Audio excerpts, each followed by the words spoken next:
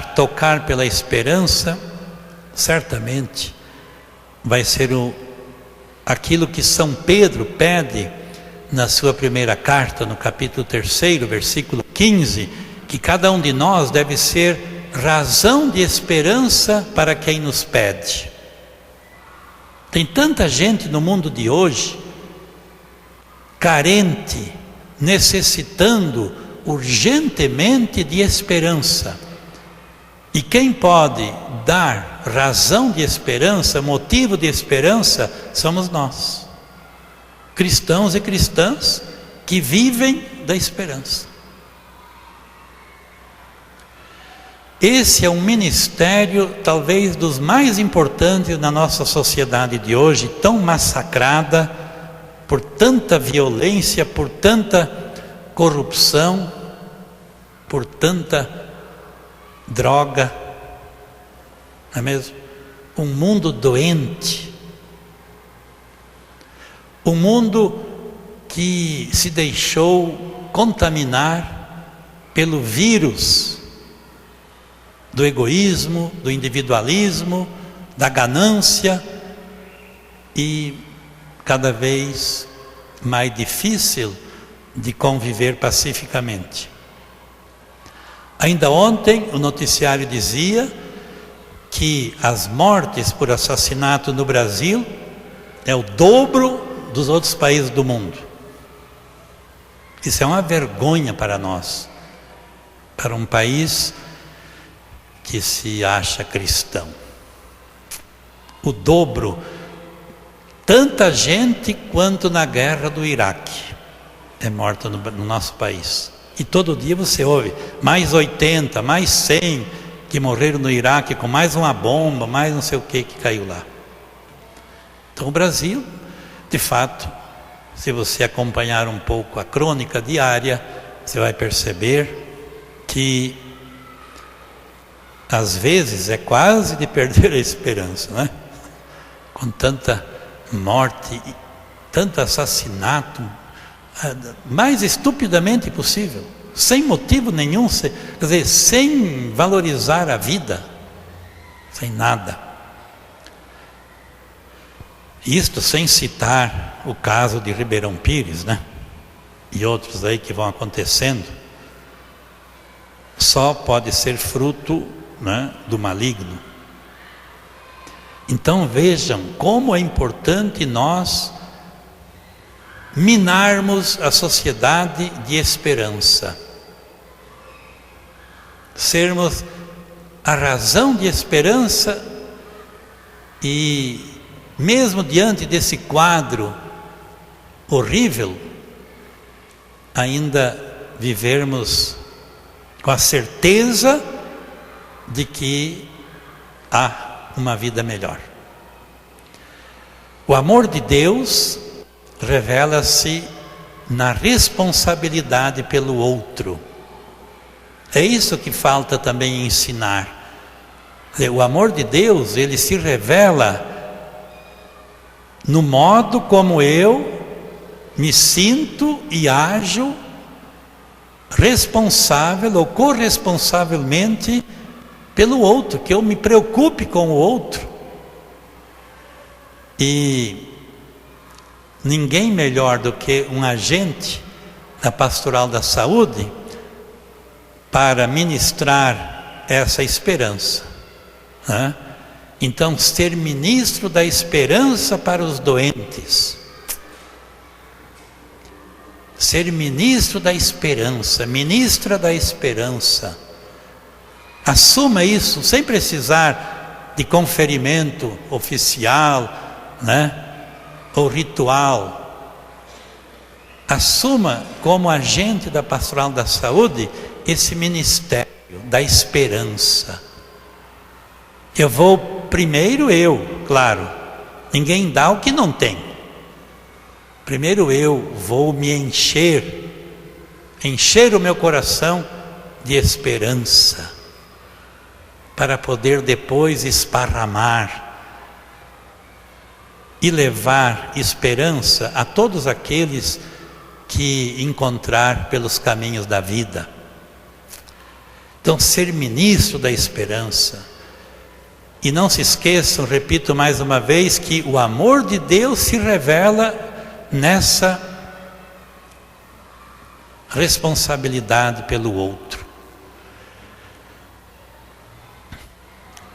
Ainda é interessante o que o Papa fala aqui nessa encíclica, principalmente no número 36, que ele diz assim: tal como o agir, todo mundo age, não age? Pegou uma caneta, já está agindo. Olhou para o lado, está agindo. Pegou alguma coisa na mão, está agindo. Pegou na enxada, está agindo. Pegou, né? E, tal como o agir, também o sofrimento faz parte da existência humana. Deu para entender essa? Assim como a minha ação, o meu agir, faz parte, né, da existência humana, também o sofrimento. Não existe vida humana sem sofrimento, como eu disse no início. Não dá para se imaginar. E este deriva, da onde esse sofrimento? Da onde que ele vem? Exatamente da nossa finitude. Nós somos finitos ou infinitos? Então, vem da nossa finitude o sofrimento, porque nós somos finitos, transitórios, ainda que imortais. A nossa alma é imortal, ela nasceu, mas não vai morrer, teve o início, mas não terá mais fim. A diferença é que Deus não teve início e não terá fim. Essa é a grande pequena diferença, né? Então, o sofrimento deriva da nossa finitude, ou seja, do volume de culpa que se acumulou ao longo da história. Olha que ao longo da história humana, se desse para a gente ver, né, a soma, o monte que daria, a montanha que daria de culpa e de mal praticado, será que caberia no espaço que nós vemos?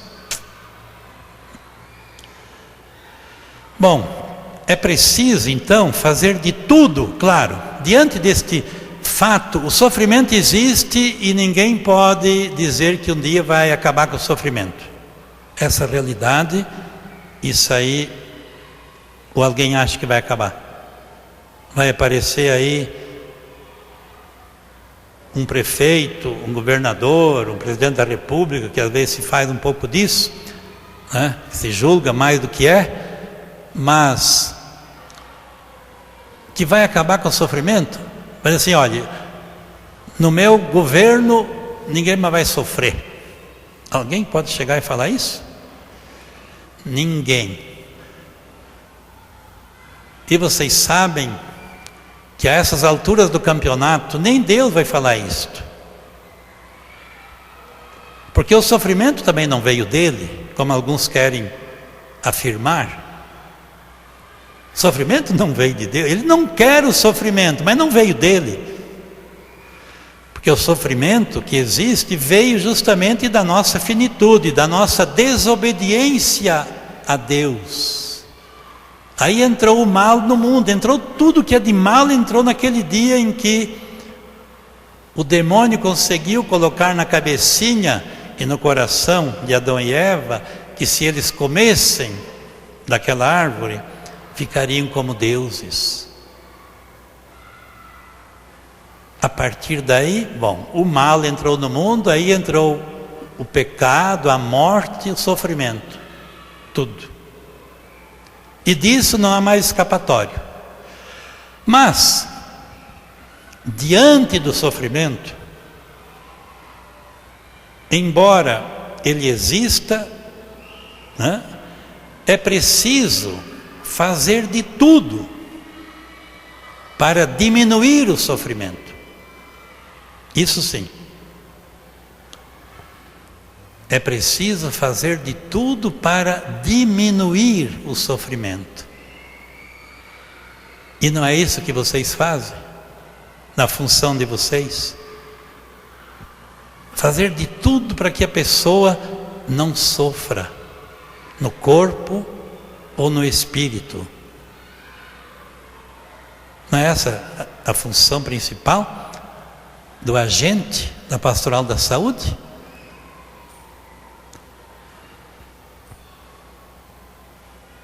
Impedir o sofrimento, sobretudo dos inocentes. A gente não tem coração, né? Para ver o inocente sofrendo, tem? Ajudar a superar os sofrimentos psíquicos. Tem tanto sofrimento psíquico por aí. Então nós temos que ajudar a minorar, a diminuir, uma vez que nós somos capazes de eliminar. Mas de diminuir, sim. E esse é o nosso trabalho, né? Então, eliminar já se conseguiu muito. Eliminar já se conseguiu. Agora, eliminar completamente o sofrimento do mundo é impossível.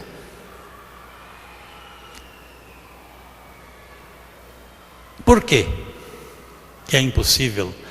Porque nenhum de nós é capaz de eliminar o poder do mal, o poder da culpa, que é fonte contínua de sofrimento. Isto só Deus poderá fazê-lo. Então não é o evitar o sofrimento, não é a fuga da dor que cura o ser humano. Não é a fuga da dor, do sofrimento que vai curar o ser humano. E sim, a capacidade de aceitar a tribulação e nela amadurecer.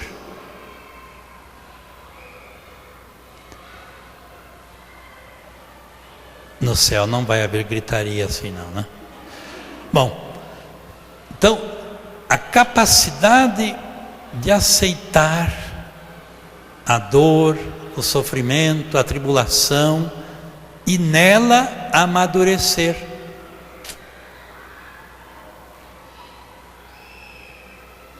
Encontrar o sentido da dor, o sentido do sofrimento. Como? Através da união com Cristo. Não é? Ele que sofreu com infinito amor. Quanto mais você for capaz de se unir ao sofrimento de Cristo, mais você vai amadurecer, ou seja, você vai se purificar, vai se santificar, e de lambuja Deus ainda aproveita o seu sofrimento para purificar e para salvar tantas almas. Você sabia disso? Que Deus se aproveita das almas justas, né? Então às vezes eu digo, mas como aquela pessoa tão santa, tão não sei o que, nunca fez mal a ninguém e está sofrendo tanto? Vai dizer que você nunca falou isso. E será que essa pessoa é mais inocente do que Jesus, que sofreu tanto? Vocês já viram aquele filme lá de Jesus, lá do, como é que é o nome dele ainda? Principalmente a cena da flagelação. Parece que não acaba nunca. Eu nem olhei até o fim.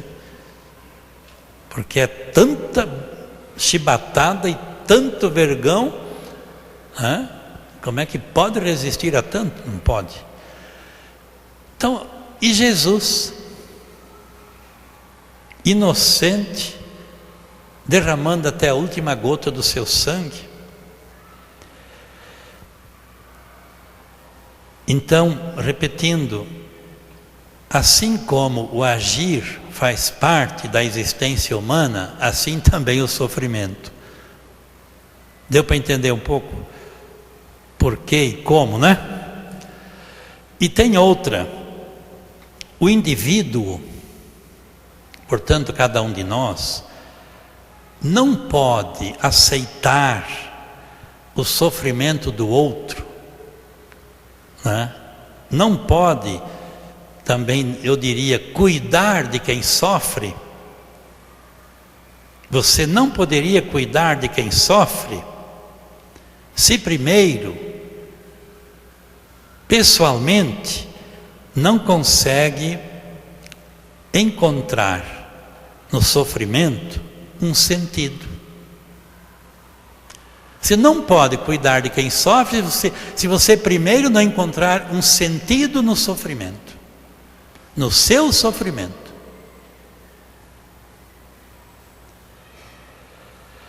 Ou seja, que o sofrimento é um caminho de purificação e de amadurecimento, ou seja, um caminho de esperança.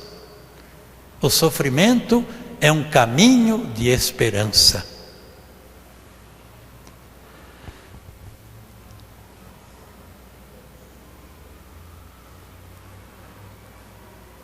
E como a esperança faz bem,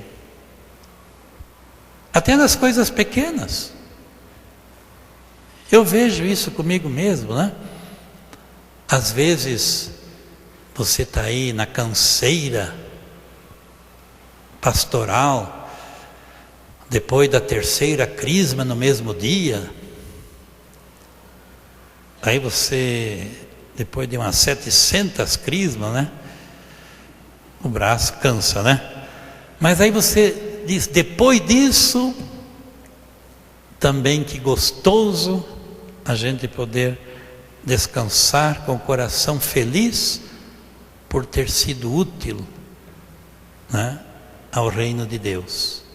Como vocês passam uma noite inteira no hospital, não sei aonde, uma canseira danada, mas se você fizer isso com disponibilidade, vendo no doente a imagem de Cristo sofredor, você volta feliz para casa. Feliz, porque tudo que fizeste a um desses pequeninos, a mim o fizestes. Então essa motivação interior me dá força, me dá alegria, e vale a pena, porque é por amor a Deus que eu estou fazendo. É como se fosse tratar do próprio Jesus que estivesse doente. O teu amigo, né, está doente. Então Jesus é isso nos outros. Sofrer é difícil. E quer ver então sofrer longe de casa? O sofrimento já é terrível, né? Muitas vezes. Agora ainda ter que sofrer longe de casa, longe dos familiares, longe dos conhecidos, longe dos amigos, abandonado. E olha que tem gente por esse mundo afora, por esse mundo de Deus, que está numa situação dessa. Mesmo aqueles que a gente encontra aí na praça da igreja, às vezes a gente passa na Praça do Carmo, assim, terminando uma reunião, 10 da noite, aí vem alguém com bafo de onça, a gente fala, não, bafo de cachaça, pedir para comprar um pãozinho. A gente sabe que não é para comprar pão. Está lá abandonado, sofrendo, e às vezes a gente se sente impotente em ajudar Aí chama a Toca de Assis, chama não sei quem, para levar para algum lugar, dar um banho e coisa parecida, né? Mas sofrer então longe da família, longe dos amigos, e o pior de tudo é sofrer longe de Deus. Pior ainda, longe de Deus. Deve ser o pior dos sofrimentos. Longe de Deus. Desesperado. Sem ninguém. E ainda revoltado. E ainda excomungando. Então, de uma pessoa assim, é de se ter pena.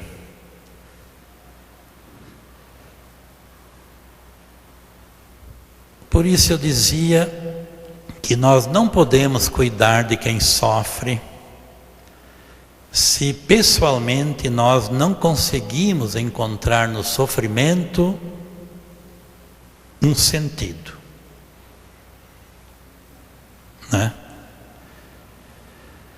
Aceitar o outro que sofre significa assumir de alguma forma o sofrimento daquela pessoa.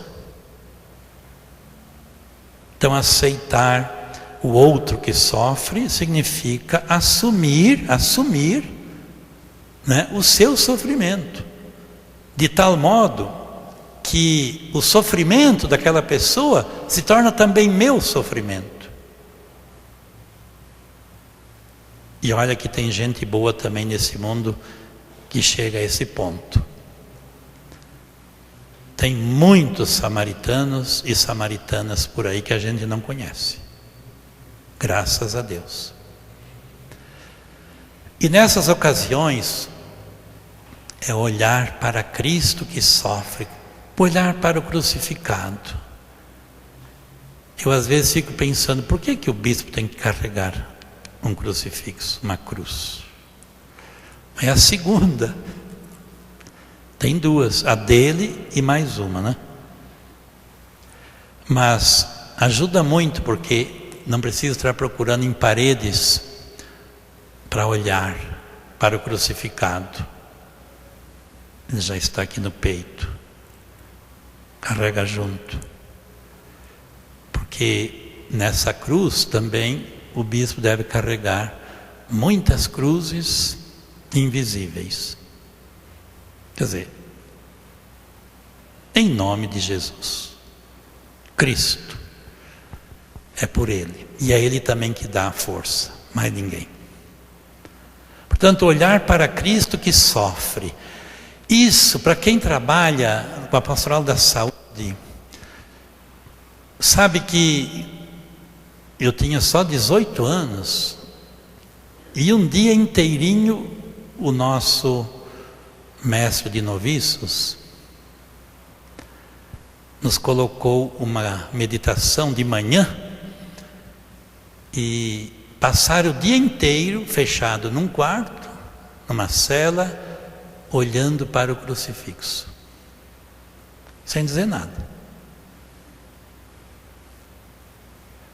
Ficar olhando ali, todos os detalhes, tudo. Desde as 5 chagas, uma por uma, o coração traspassado, a fisionomia daquele crucifixo, porque depende muito dos que fazem, né? Cada um tem uma reação diferente, né? Temos aí também a imagem de Jesus misericordioso. Um é mais alegrinho, né? Mais doce, de onde saem os 2 raios, branco e vermelho, a água que jorra e o sangue do coração de Cristo, sangue e água, né? Não foi assim? Saiu sangue e água. E ali é que nós nascemos, no coração traspassado. Dali nasceu a igreja e os sacramentos, do coração aberto de Cristo. Então você contemplando o crucifixo, por isso eu não gosto de cruz sem crucifixo, sem Cristo, eu não gosto. Digo com toda franqueza. Para mim tem que ser o crucificado.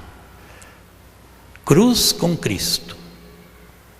Estão querendo tirar até dos tribunais, das escolas, de lugares públicos. Tem gente aí no Brasil trabalhando para eliminar os crucifixos.